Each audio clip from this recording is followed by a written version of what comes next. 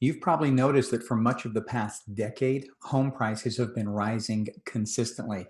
As a matter of fact, that pace of appreciation has accelerated even more this past 12 to 24 months, which has led to increased speculation that we are either in or about to enter another housing bubble. And today, I'm going to give you three reasons why I don't think that's the case, and we are definitely not in a housing bubble. Hi, this is Andrew with the Andrew Smith team at eXp Realty. And on average, homes in the United States appreciated at about 10% last year in 2020. That's a lot of appreciation. In the markets that I work in, we saw appreciation right at about that 10% level, or in many cases, just a little bit more. But does that mean that we're in a bubble just because home prices have increased?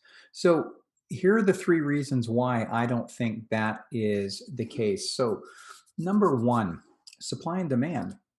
The price of any item is determined by how much supply there is relative to the demand.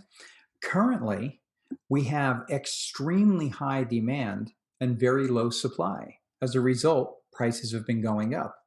Conversely, when you have very high supply and low demand, prices in general go down. So if we look at where we are now compared to where we were, back in 2006, 2007, 2008, it's quite a bit different. Depending on where in the country that you live, uh, between 2006 and 2008, the amount of inventory that we had was anywhere between 5 and 11 months. It never got that high in the markets I work in, specifically, Frisco area of Texas and Southern California. In Frisco, Texas, for instance, during that time frame, we ran somewhere between 2 and 3 months worth of inventory, got up to about 3.5. Adjacent Prosper, Texas, they had right around 2.5 months to as high as 6 months worth of inventory. Now, in the markets that we're working in, we have less than a month. As a matter of fact, it's about 2 weeks as of this recording, only 2 weeks worth of inventory. Nationally, you're running at about 1.9 months. So, still, inventory is significantly lower than it was back then with high demand. So, remember, when you've got supply low, demand high, prices naturally increase.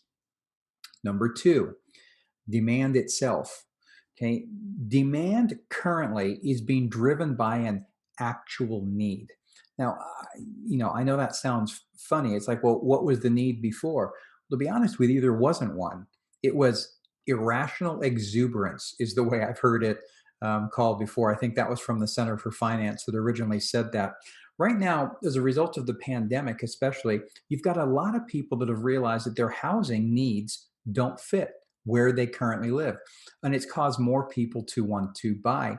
In addition to the fact that low interest rates have caused millennials and other people who have been renting for a while into the housing market. Now, back before, when we go back to 2006, 2008, it was generally just a frenzy. I was in the real estate markets at that time, and it's almost hard to describe. It was an atmosphere where there was a continual FOMO, fear of missing out, that was going on. And as a result of that, mortgage availability, the standards got very lax. Okay. So the amount of people that were getting loans were people that shouldn't be getting loans in the first place. I'm literally talking people that had no way to afford the monthly payment were still being given a loan, right? I mean, it was really a case of holding up a little mirror saying, fog here, sign here, and there's your mortgage. And that created a frenzy with people just buy, buy, buy, buy, buy. Give you an example of this. The Mortgage Bankers Association has a index that's known as the Mortgage Credit Availability Index. The higher the number on that index, the harder it is. I'm sorry, the higher the number of that index, the easier it is to get a mortgage. Okay, prior to the housing boom, right, in 2003, 4, 5, that index stood just below 400. Okay. In 2006, that index hit an all time high of 868. Okay, so it went from just below 400 to 868. So how does that compare to where we are today? Well, today that index stands at 122.5, right? So it's completely flip flopped and reversed from where it was. So mortgage standards have substantially changed.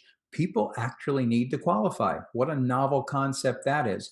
So the frenzy that we saw back before that led to the housing bubble was false. It was just people were doing it because they could.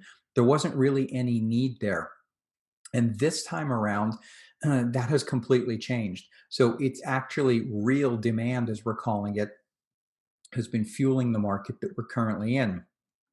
Now, number three, big, huge difference in equity, right? And that plays a massive part in this because if you've got equity in your home, if you do get into trouble through unemployment or something else happens, chances are you can sell that home, pay off your existing mortgage, clear some other debts, put money in your pocket, and move.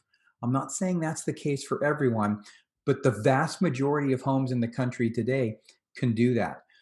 When we look at the time period right before the bubble, it wasn't just a frenzy with regards to buyers buying, it was also a frenzy with regards to people leveraging their existing asset.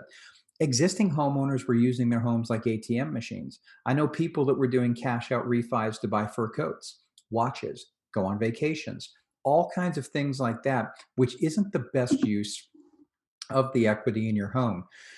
During that time period from 2005 to 2007, Americans pulled out roughly $824 billion in equity, right? In many cases, there were loans available that would allow you to refi up to 125% of the home's value. Now, I say that so when you think back, you just kind of go, well, that makes no sense. And it didn't. But that's the situation that we were in. So you had all of these homeowners suddenly finding themselves in a negative equity position.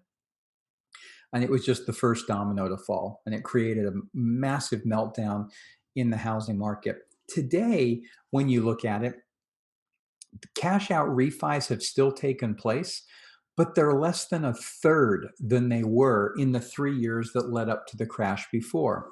Now, in addition to that, according to the Census Bureau, over 38% of owner occupied homes in the United States right now are owned free and clear. Right? So think about that. Nearly 40% of all homes in the country are owned free and clear. All right. Now, if we break those numbers down a little bit further, an additional 18.7% of homes in the country have at least 50% equity in them. Right. So add those two together, and it means that nearly 57% of all homes in the country have a minimum of 50% equity. That's nothing like the situation that existed back in 2007, 2008. So the bottom line right now is the conditions that we're finding in the market are being driven by market forces, supply and demand. Supply is ridiculously low, historically low. Demand is very high. It's naturally pushing pricing up. Affordability becomes a different question. I touched on it last week in my real estate market update for February. And right now, I don't think that prices are going to keep appreciating at that level, even though mortgage interest rates are expected to stay fairly low for the next year or two. Not down in the low twos. We're probably going to get up into the 3.2, 3.3% range, but still incredibly low by historical standards. So again, this is nothing like 2008. In fact, it's the exact opposite to what we saw then. Those fundamentals are why I don't think the housing market is experiencing a bubble or likely to go into a bubble in the near future. If you've got any questions about your specific situation or want to talk through your, real estate market needs, please reach out. I'm always happy to help where I can. And in the meantime, depending on where you are in the country right now, stay warm. Huge cold fronts going through and gripping vast majority of the country with sub-freezing temperatures. So I hope you stay safe, stay well, stay warm, and we'll talk to you again next week.